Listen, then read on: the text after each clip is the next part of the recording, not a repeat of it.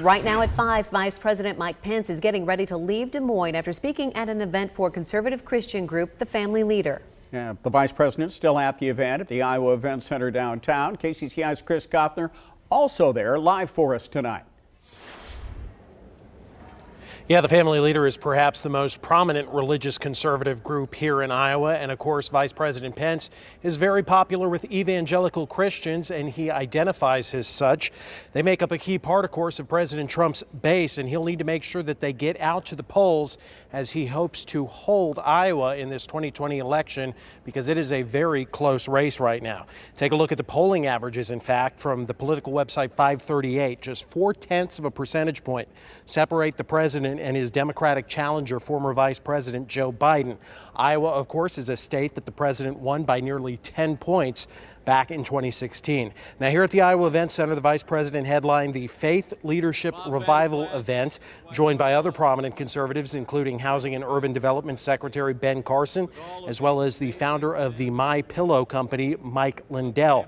Now, the vice president touched down a bit after 2:30 today after spending the early part of the day in western Iowa. This is his 5th visit to the Hawkeye State this year. He brought up many general campaign themes here in Des Moines, touting the pre-pandemic economy and racial unrest. But he also touched on a major issue, or many major issues that are key for evangelical voters, like abortion, pro-Israel policies, and judicial nominations, specifically the nomination of conservative Judge Amy Coney Barrett to the Supreme Court. Every American who cherishes faith has the right to live and work and worship according to the dictates of our faith and conscience enshrined in the Constitution of the United States.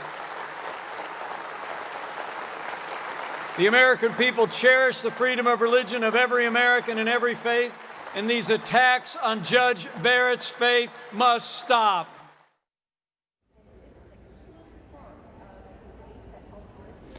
We will have more from the vice president's visit coming up on KCCI 8 News at 6. But for now, live downtown, Chris Gothner, KCCI 8 News, Iowa's news leader. Iowa Democrats had a message for the vice president when he arrived in Des Moines. Rhea Spigner tells us what they say about his leadership and President Trump's. Well, Steve, members of the Iowa Democratic Party gathered just outside the Iowa Event Center this afternoon as the vice president prepared to give his speech. One of their main messages today was that all Americans deserve health care. Well, party members say they believe the Trump administration has failed when it comes to handling of COVID-19 pandemic, and Iowa's 90,000 cases were preventable.